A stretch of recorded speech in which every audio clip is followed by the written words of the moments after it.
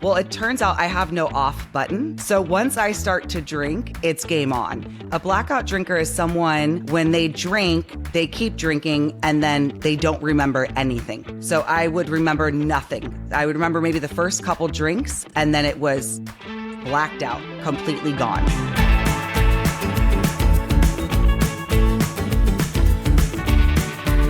Let's dive in, Brittney. Welcome to the show. Oh my gosh, Michelle, thank you so much for having me. This was actually on my vision board. So I am so glad to be here. It's on my vision board too. Yes, I love it. It's awesome. And I'm really, really grateful to be here. We've known each other for what, 4 years now or something? It feels like, yeah, I guess it's been quite a while. 5. Yeah. Quite a while from those first very assisted, not full range of motion leg presses to you are like hips on the floor, girl. You and JJ on that hack squat machine in Evolve in Tulum. I love it. One of my favorite things was when you were like, no stripper booty. No stripper booty when I was squatting. That sounds like something I would say. Your form now is just insane. It's like you are you've become an elite athlete over the years. And this year you won a crown and you really, and maybe we can touch on that too, this never ending journey to becoming the best version of yourself. And it's like every year we can all reach a new level when we live like that. Absolutely. Absolutely. Let's dive in. So I really want the listeners today to be able to take home some really great actionable strategies that they could implement. And, addiction or self-sabotage, the behaviors that we would call sabotage behaviors, they exist on a spectrum. And we, on the one end, we can have the full-on alcoholism, food addiction, eating disorders, all of that require therapy and et cetera. And then we have that gray area that a lot of us reside on, where we keep throwing a monkey wrench into the wheel, and we wish we wouldn't do that. And so what I want people to listen to are, what could you do? What are some resources that are available if you are hitting rock bottom and you need a helping hand? So I want to touch upon that because your journey started there. And what about people more in that gray area? What are some actionable strategies and skills that they could take away after listening to you, the powerhouse, on these things? So I really want that to be evident. How does that sound? Sounds amazing. I'm very excited. Right. So let's start with the juicy goods. Like, how did you get started on this journey? What was that critical moment when you realized, I can't do this anymore, I need help? Yes. Honestly, I feel like there's so many critical moments, but for the sake of time, I'll give you the good ones. I think I came out of the womb a little restless, irritable, and discontent. And who, me? And when I was young, I was really actually in the food from a young age. I was a total sugar addict. And when there were hard things, I would hide in the cupboard. We had a walk-in cupboard, and I would eat sugar. That's what I would do. That was how I coped. And when I wrote my story out, I realized that it was just like spoonfuls of sugar or lemon and sugar. It was just sugar, sugar, sugar. And, they thought, oh, she has ADD. And I'm like, well, was it ADD or was it sugar? As I got older, when I got into high school, I started to feel a real uncomfortability in my skin, a deep sense of self-consciousness, and really thought about myself a lot and how people perceived me. And I felt this feeling of, I like to say, I felt fat, even though fat isn't a feeling. And I look back at photos and it's funny. It's interesting that I would think that. But I had such a feeling of, just uncomfortability in my body. So I found alcohol when I was about 15, I believe. And I remember the exact moment, and a bottle was being passed around, and I took a drink, and I remember feeling this warm feeling. And then I remember feeling, I want to do this all the time. This is it. This is the feeling. I felt freedom. Fast forward, I had some consequences. I showed up to soccer practice drunk. I didn't drink every day. It was, drink on the weekend. I did play soccer. I was in student government. I did all the things that you're supposed to do. And my grades were fine. High school was a lot of drinking, blacking out. I was a blackout drinker from the gate. Remember nothing, not a brownout, not a kind of sort of remember. Can you explain that a little bit in case people don't understand what you mean by that? You were a blackout drinker from the start. What is a blackout drinker? Well, it turns out I have no off button. So once I start to drink, it's game on. A blackout drinker is someone, when they drink, they keep drinking and then they don't remember anything. So I would remember nothing. I would remember maybe the first couple drinks and then it was blacked out, completely gone. And, part of me believes that maybe that was my body possibly repressing things, because things came out the longer I've been sober. But your brain just shuts off. So it completely shut off. And I had a lot of that. So it was continuing. And I wouldn't drink that often. But when I did drink, I couldn't stop, even if I had a firm resolution that I would. Mm-hmm. So I would go out with the intention of being this classy, cute girl in Malibu having a glass of wine. And it would end up with me climbing over the bar, drinking, taking shots, or doing whatever. So what was the turning point for you? Because it sounds like you were really doing a great job of masking, right? You were very functional. It's very functional. I mean, functional. I did a lot of changing groups of friends. So I would hang out with different groups of friends in order to kind of mask it. And the commonality or the common theme was people would say, well, she doesn't drink that often, so that's why she's so crazy when she does. But I was very good at shifting groups to be able to keep drinking the way I wanted to without people noticing. So I had quit drinking for 30 days and I went on a work trip. I was like, I think I need to stop. Something had happened that wasn't uncommon. I blacked out again and I thought, okay, I should quit drinking. So I quit drinking for 30 days. And then I was in Breckenridge, Colorado for work.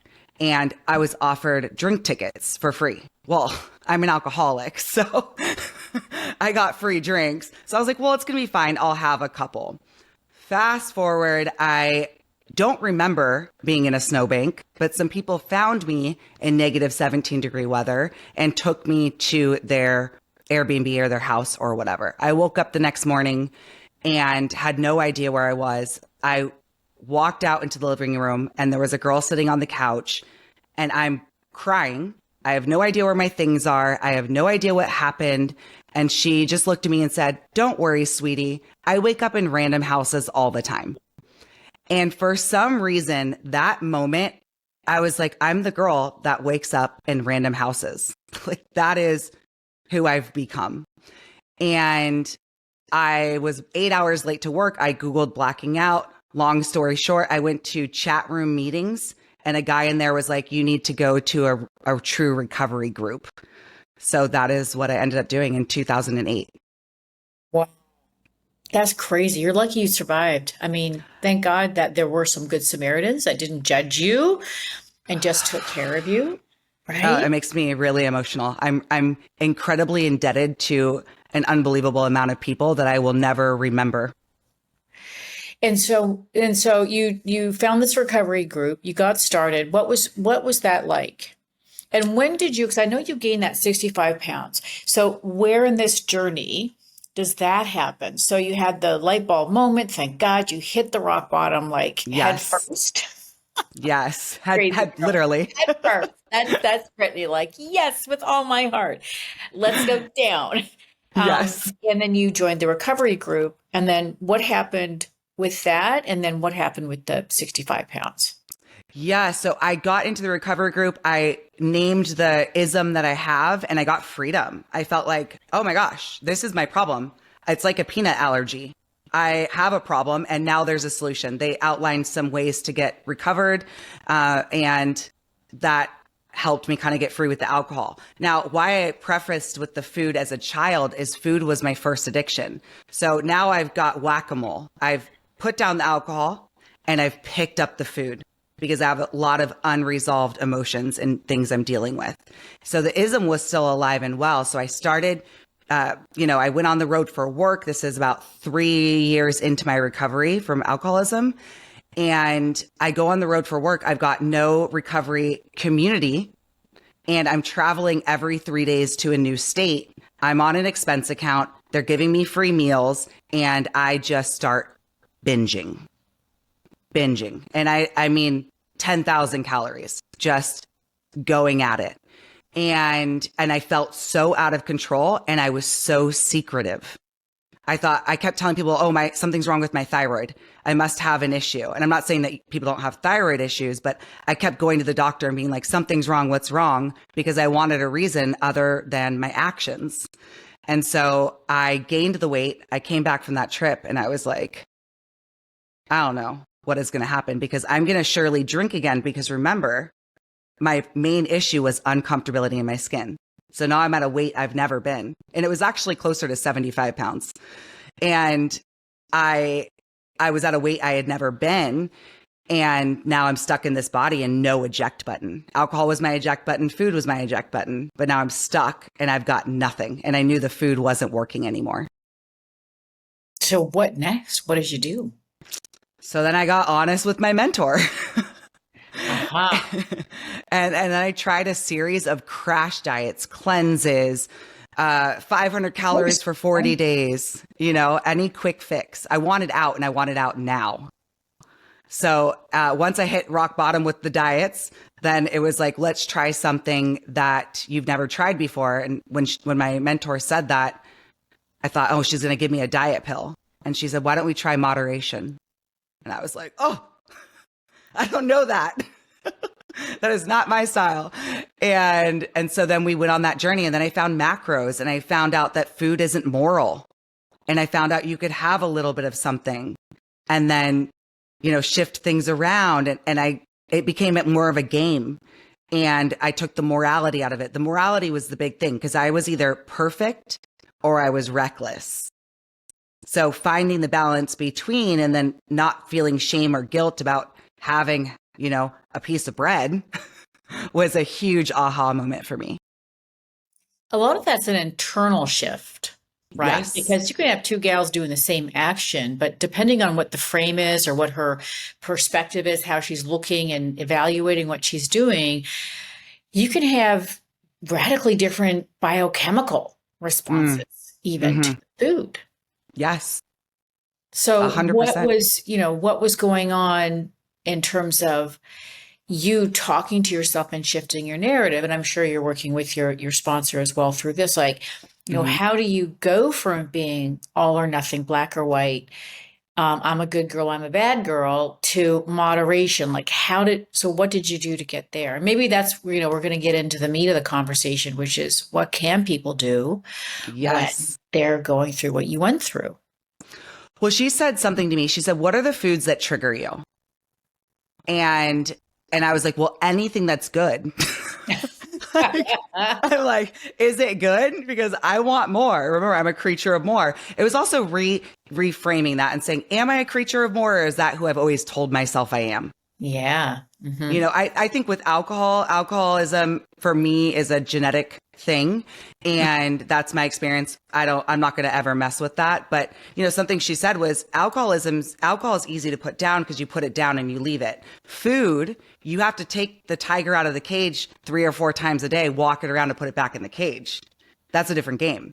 So she said, what are the foods that trigger you? And then I, came up with this idea of the Stoplight Strategy and getting really clear on the foods that really triggered me, and not just the foods, but the behaviors or the scenarios. So what are the foods that when I eat, I know I'm buying it. We all know when we're in the store, if you're someone who struggles with overeating, you're walking in that grocery store and you're like, I'm buying this, and I know I'm kidding myself that I'm not going to eat the whole package. If you are someone who struggles with that. And I had to get really honest about that. Here are the foods that when I buy them, I know the truth, because we all have some level of self-honesty. There is denial, but what is the truth about that? Also, what are the situations? What are the behaviors? So like, for me, it was at one point all sugar. I was I ate no sugar for 2 years. I was like, I can't do it. It's not going to happen. That ended up shifting as my relationship with food changed. But I got really clear on the foods that triggered me, the behaviors. So, eating while standing, eating while over the kitchen sink, getting too hungry was a big trigger for me. Letting myself go between meals too much. Eating in the car was a big one for me. Emotionally, when I was stressed or depressed, I had to have my barriers up and say, okay, am I willing to eat my planned meal, or am I going to start grabbing things? Because that binging has that grabby energy. And then, just getting the real honesty about, what are the things that are triggering you, and what are you trying to run from?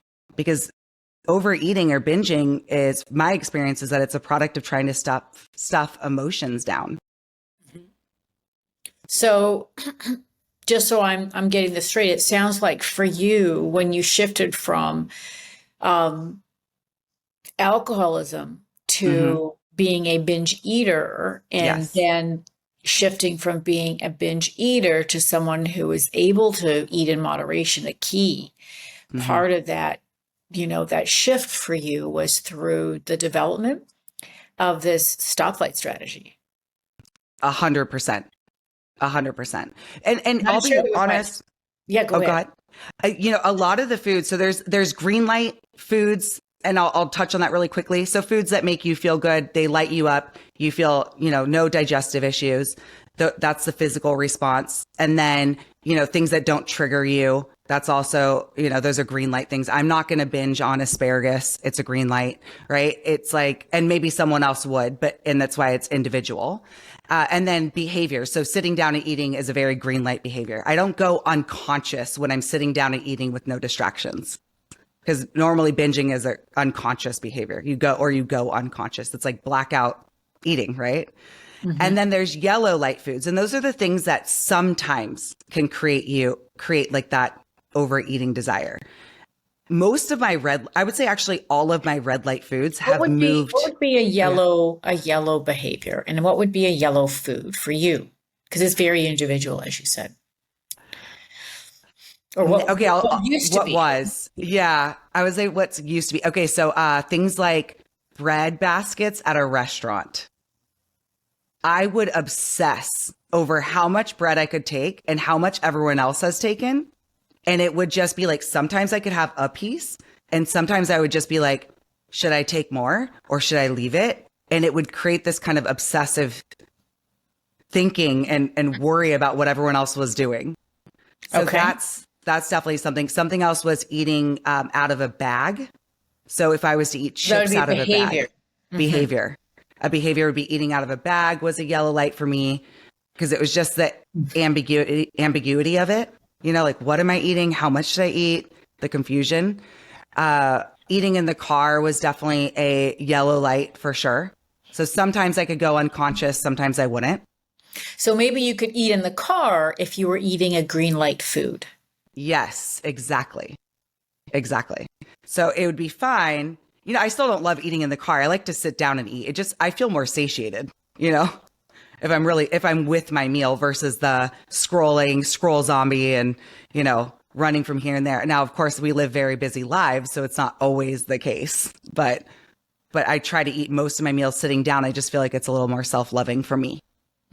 So I like that we've got these two buckets. We've got food, and then the other bucket is behaviors. And then we're further dividing those into subcategories of green, this no problem eating or doing this thing. Yes. Amber could be a problem potentially. You got to think it through a little bit more. Yes. And then the red, that's the no-fly zone. Like, you can't do these things. You can't eat these things for now. And that's an important add-on, right? For now. I always want to assume that one day we will be able to, navigate much more freely as our journey continues, right? So what would be like a red light behavior? Like, absolutely, you can't do this thing. I would say, standing and eating was a big one for me, because it was just like I think most people can identify with this, maybe. or maybe it's just me and my clients, but it's like when you're in the kitchen and you're looking for salty or crunchy or sweet, and it's like you're looking for the perfect little cocktail of things that grabbing different things out of the refrigerator and not making a meal. That was a big red light for me. Okay. Just Gotcha. grabbing. That's great. That's perfect. And then a secret eating. That's something I don't want to forget. So hiding food and saying, you know, oh, I'm going to get a salad. I would do this. I would get a salad with you, and then I'd stop at Del Taco on the way home. Wow. I just didn't, so much of my food addiction was rooted in shame, which is also why macros gave me a lot of freedom, because I'm like, this is just the truth. Here's what happened, and leave it. This is it. And so I tracked my food. That's a tool, I would say. Tracking your food no matter what and sharing it with someone and saying, this is just what I did. This is not who I am, and it doesn't matter. The more that I did that, I just released it. I'm like, this is just what happened. And slowly my food did start to clean up because the shame was gone. I'm curious if you were doing something else at the same time as tracking your food, because a lot of gals that are still really deep in the struggle have a lot of anxiety around that. It actually causes a lot of stress. So was there something else that you were doing, or was it just that you were at a place in your journey personally where you were ready for that level of accountability, and that was very freeing versus creating more anxiety and stress? I would say, you know, in the recovery program that I'm in, we do some actions, and I'm being vague because I need to be. And in that recovery group, and if someone wants to DM me and ask me what that is, I will gladly share it with you. But we do a lot of internal work in there, and it's a spiritual program. And for me, a lot of it was turning my life over to a higher power. It doesn't necessarily mean the standard God, but universe, source energy, higher power, whatever you want to call it. I was just ready to be done. And so I still struggle with anxiety from time to time, but the more internal work I've done, it's just the volume has turned down dramatically. So I was definitely working the program that I was in. At the same time. At the same time. I think that's important to highlight, because we can focus too much on simple tools and strategies, but ultimately that deeper work, that deeper mindset work has to get done.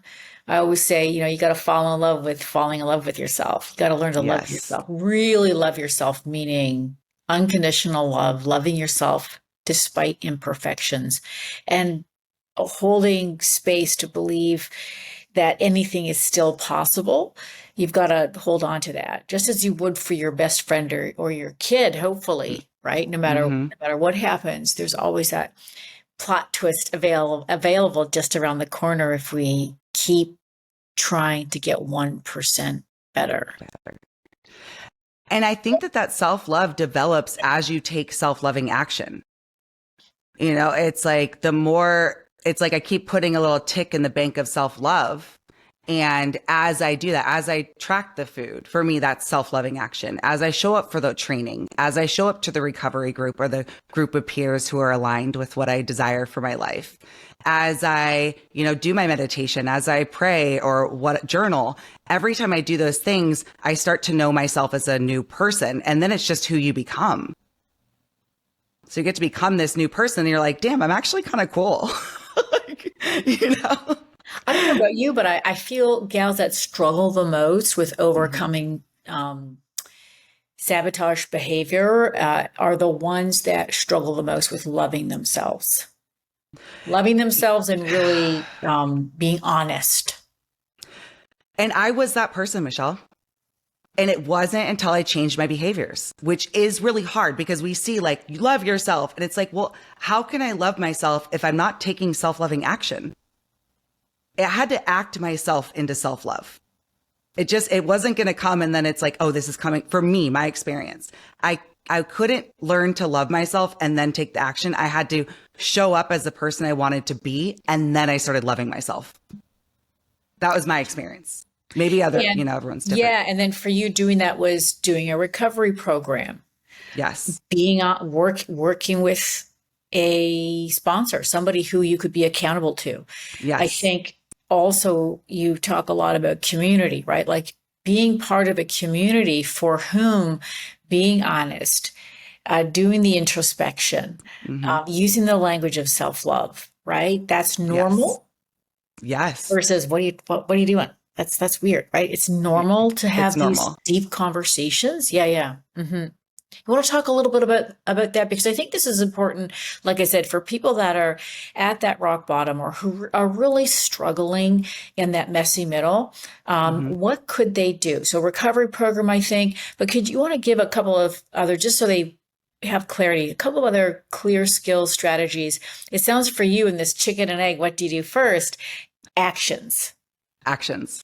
So, I think we were talking about this off camera, but it's like getting in a group of people who are doing what you desire to do. Because when we're surrounded by people, if you're surrounded by a bunch of people who are complaining, you're going to complain. It's just going to happen.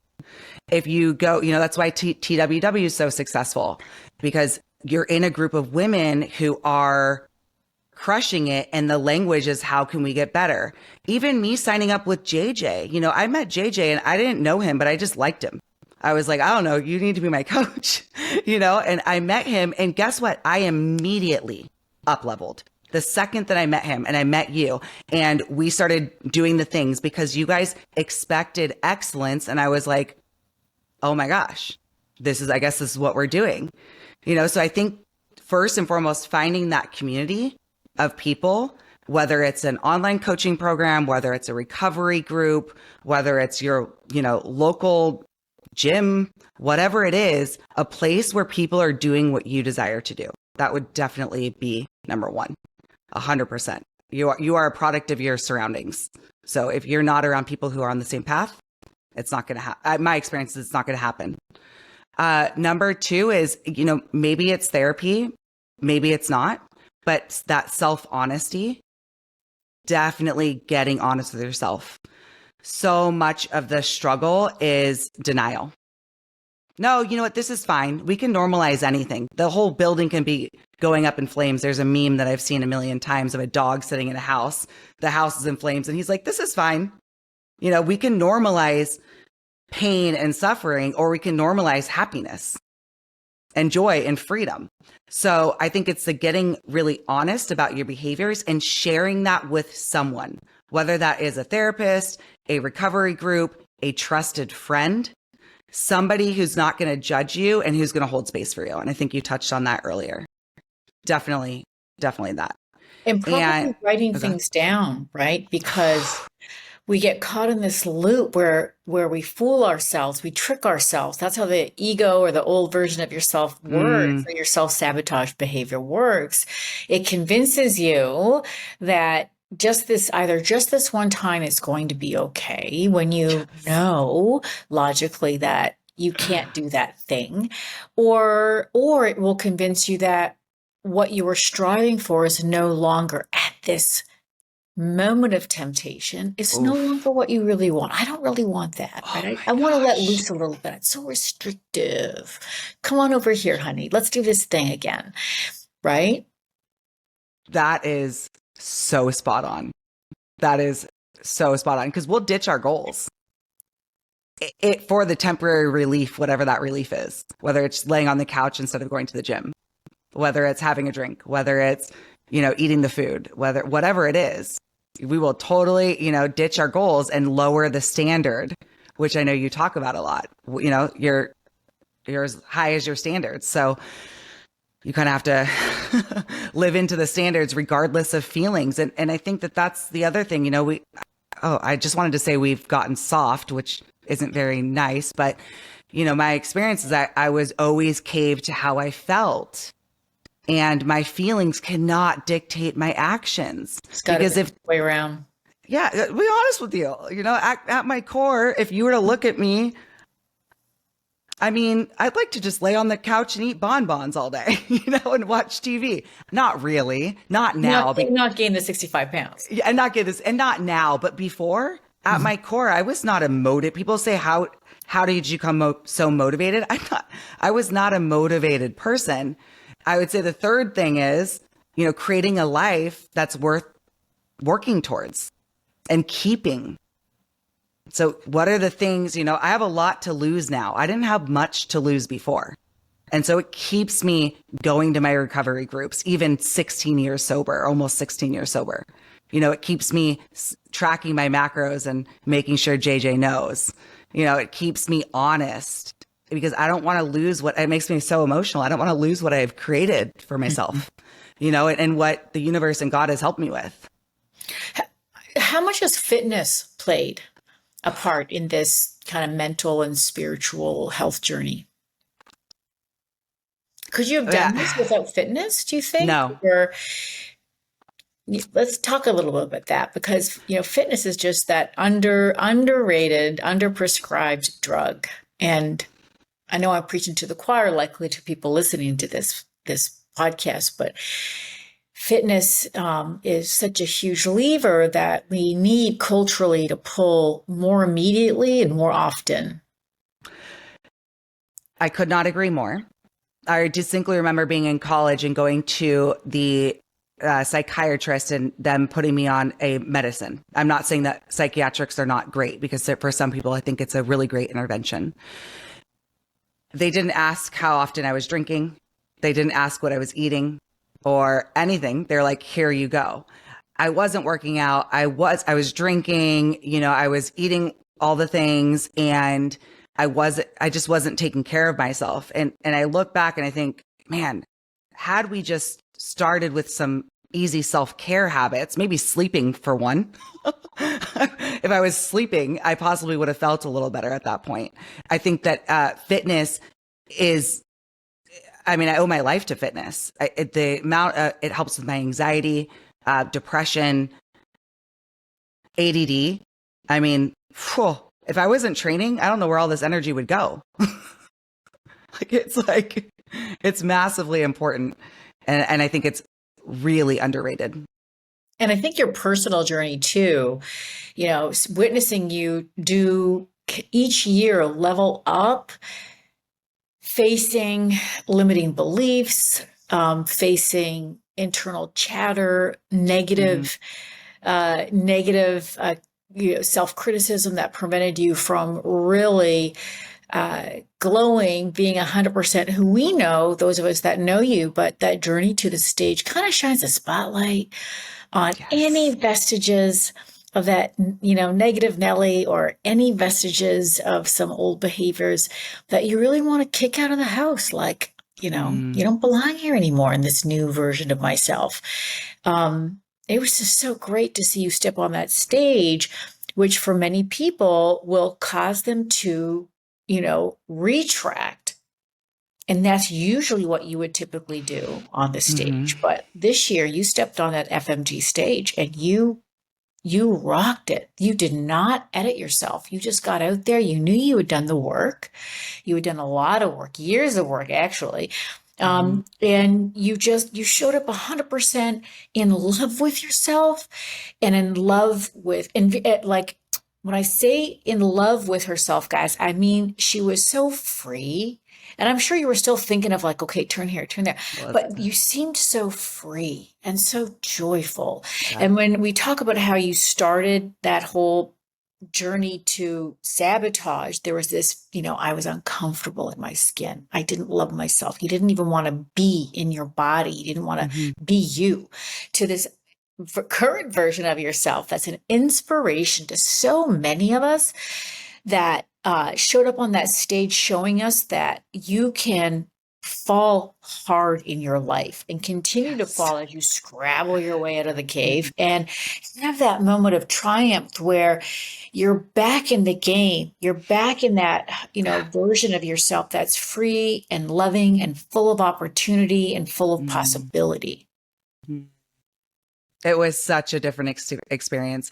I remember, I thought of what you always said. You're like, just and get on. And you said, enjoy it. And I will tell you, I felt completely, fully self-expressed. That was the absolute first time I've ever felt excited to get on stage. the first time. And it wasn't because I thought, I would win. It was because I knew no stone had been unturned. And I knew something happened this prep. I just said, screw it. Let's go all in. Like, let's just do this. Let's do the work. I practiced the posing, all the things. I knew I had done the work, and I felt, again, my actions were self-loving. I gave myself the opportunity. So many times I would leave things to chance. Well, let's see if we come in. Let's see if, peak week does the trick. And I knew about 6 weeks out, I remember I messaged Jay and I was like, we're going to do this. This is different. It felt so different. Something shifted. And I'm curious, we're going to end with this note because I also witnessed you not only have the personal prep of a lifetime. And guys, when people get ready for the stage, we call it a prep or a contest preparation.